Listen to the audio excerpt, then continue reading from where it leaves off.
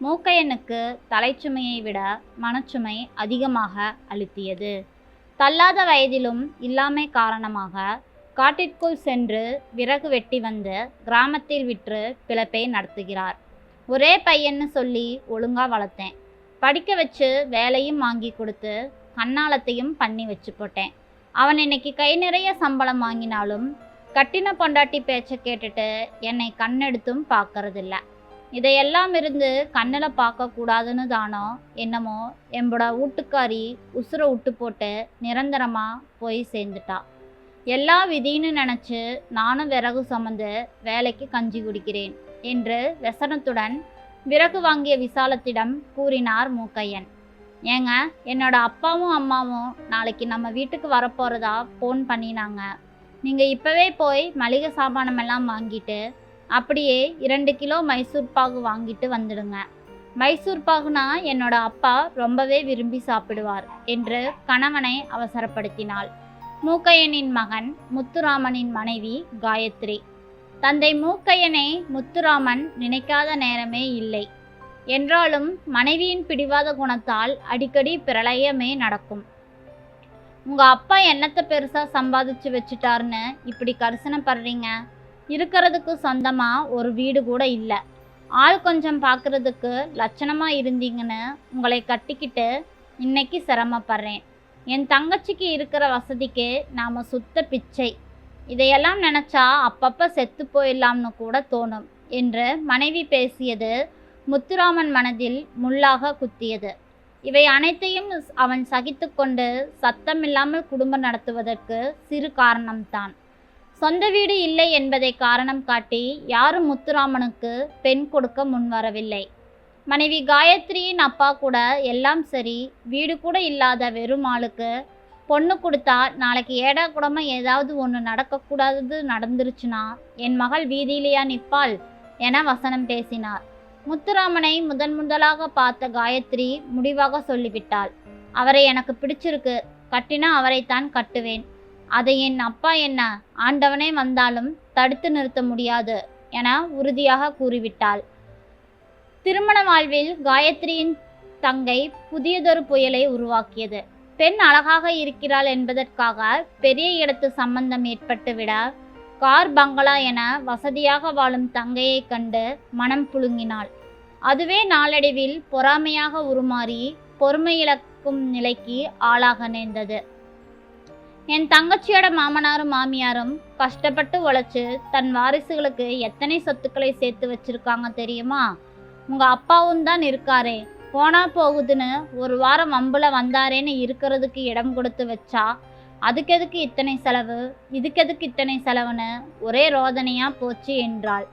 நிம்மதியிழந்த முத்துராமன் ஒரு முறை உணர்ச்சி வசப்பட்டு அறைந்தே விட்டான் ஆசை மனைவியை. ஆசை இருக்கலாம், ஆனால் உன்னை மாதிரி பேராசை பேய் பிடிச்சு அலையக்கூடாது. குறுகிய வட்டத்துக்குள்ளேயே சிந்திச்சு பார்க்காதே. கொஞ்சமாவது உன்னை விட்டு வெளியே வா. எப்போ பார்த்தாலும் பணம் பணம் பணம். பணத்தால் மட்டுமே எல்லாத்தையும் விலை கொடுத்து வாங்கிட முடியாது என ஆவேசமாக பேசினான். கணவன் கோபமாக பேசினால் அழுது ஆர்ப்பாட்டம் செய்வாள். நீங்கள் வேலைக்கு போயிட்டு வர்றதுக்குள்ளே கழுத்தில் தூக்கு மாட்டிக்கிட்டு தொங்கலை என் பேரை மாற்றி வச்சுக்கிறேன் என சொல்லி மிரட்டுவாள். அன்பாக அவளை பலமுறை திருத்த முயன்றும் முடியவில்லை. இதை பாரு காயத்ரி, நம்மளை விட வசதி படைச்சவங்களை நினைக்கிறத விட்டுட்டு ஏழைகளை நினச்சிப்பாரு, உடல் ஊனமுற்றவங்களை நினச்சிப்பாரு. அவங்களுக்கெல்லாம் ஆசையே இருக்காதா என்ன? வாழ்க்கைங்கிறது மனசுல தான் இருக்கு, மற்றவங்களோட ஒப்பிடுறதுல இல்லை என தன் பாணியில் தத்துவமாக பேசினான். ஆத்தா காரியத்தை முடிச்சுட்டு போனவன் தான் தாயி. அதுக்கப்புறம் எட்டியும் பார்க்கல, ஏனுன்னு கூட கேட்கல. நான் தான் மனசு கேட்காம ஒரு வாரம் போயிருந்தேன். மருமகளுக்கு என்னை கண்டாலே பிடிக்கலைன்னு தெரிஞ்சதும் கிளம்பி வந்துட்டேன் என பரிதாபமாக சொன்ன மூக்கையனை விறகு வாங்க வந்த விசாலம் சமாதானப்படுத்திவிட்டு சென்றாள். தன் தாயும் தந்தையும் அழுக்கு துணியுடன் அழுது கொண்டே தன் வீட்டுக்கு வந்து இருப்பதை கண்ட காயத்ரி அதிர்ச்சி அடைந்தாள். உன் அண்ணன் பொண்டாட்டி அந்த அறைக்கு இருக்காளே, அவதான் எங்களை இந்த கதிக்கு ஆளாக்கிட்டா. பொண்டாட்டி பேச்சை கேட்டுட்டு அவனும் எங்கள் பேரில் இருந்த சொத்தையெல்லாம் எழுதி வாங்கிட்டு அழுக்கு துணியோட விரட்டி அடிச்சு போட்டான். என்னத்த செய்யறது?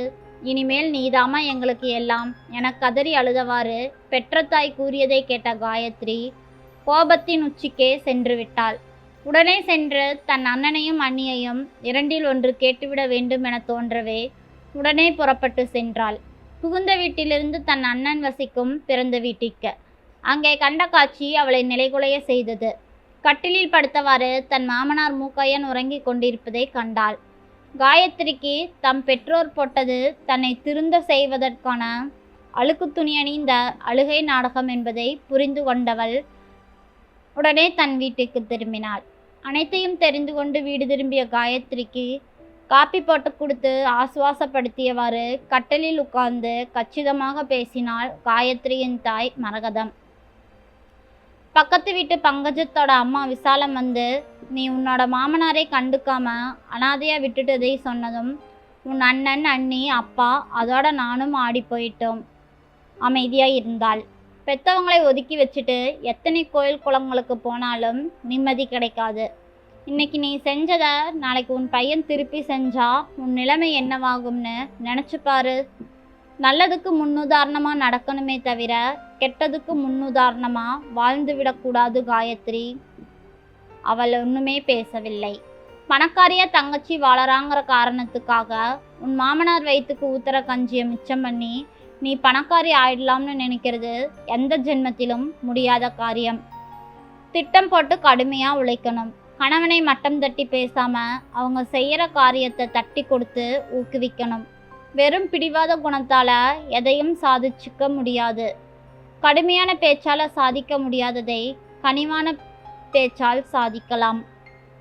தன் தாயின் அன்பான பக்குவப்பட்ட பேச்சால் வாழ்க்கைக்கு பணம் சம்பந்தப்பட்டது என்பது மாறி இன்று மனம் சம்பந்தப்பட்டது என்பதை உறுதியாக்கி கொண்டாள்.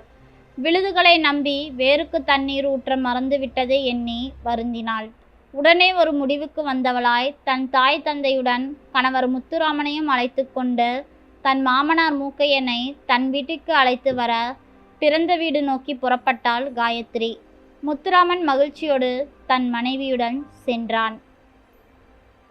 நம்மில் சிலர் இப்படித்தான் பெற்றவர்களை மறந்து அவர்களை கஷ்டப்படுத்தி கொண்டு இருக்கிறோம். நம்மை பெற்று வளர்த்தி ஆளாக்கியவர்களை என்றைக்குமே நம்ம கைவிடக்கூடாது, நினைக்காமையும் நிற்கக்கூடாது. நன்றி.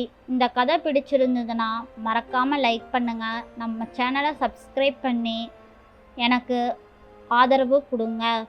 நன்றி.